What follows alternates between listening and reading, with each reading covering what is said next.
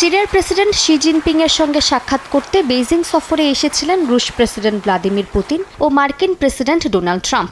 এবার শি নিজেই উত্তর কোরিয়ার সর্বোচ্চ নেতা কিম জং উনের সঙ্গে সাক্ষাৎ করতে পিয়ংইয়ংয়ে যাচ্ছেন। স্থানীয় সময় সোমবার 2 দিনের রাষ্ট্রীয় সফরে পৌঁছাবেন তিনি। এবারের বৈঠকটি একটি বিশেষ কারণে অত্যন্ত তাৎপর্যপূর্ণ। বিষয়টি এমন নয় যে শি জিনপিং ও কিম জং উন প্রথমবারের মতো কোনো বৈঠকে বসছেন। মাত্র 1 বছর আগেই বেইজিংয়ে এই দুই নেতার সাক্ষাৎ হয়েছিল। তবে এবারের সফরের সবচেয়ে আশ্চর্যজনক বিষয়টি হলো খোদ শি জিনপিং নিজেই উত্তর কোরিয়া যাচ্ছেন।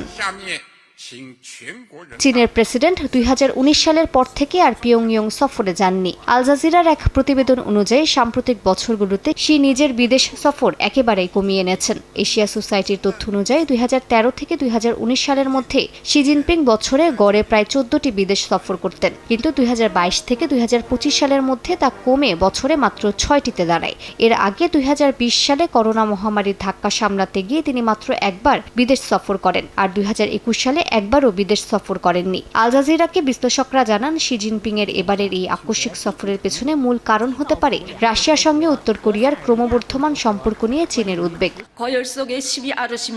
শি এর সফরের আগে নিজেদের পারমাণবিক অবস্থান নিয়ে কড়া বার্তা দিয়েছে উত্তর কোরিয়া। পিয়ংইয়ং এর পারমাণবিক অস্ত্র কর্মসূচি নিয়ে কোনো ধরনের আলোচনা বা সমঝোতার সুযোগ নেই বলে মন্তব্য করেছেন দেশটির সর্বোচ্চ নেতা কিম জং উনের বোন কিম ইয়ো জং। তিনি আরও জানান, পারমাণবিক শক্তিধর রাষ্ট্র হিসেবে তাদের অবস্থান নিয়ে কোনো আলোচনার সুযোগ নেই। ইয়ো জং আরও বলেন, উত্তর কোরিয়া কোনো ধরনের হুমকি সহ্য করবে না।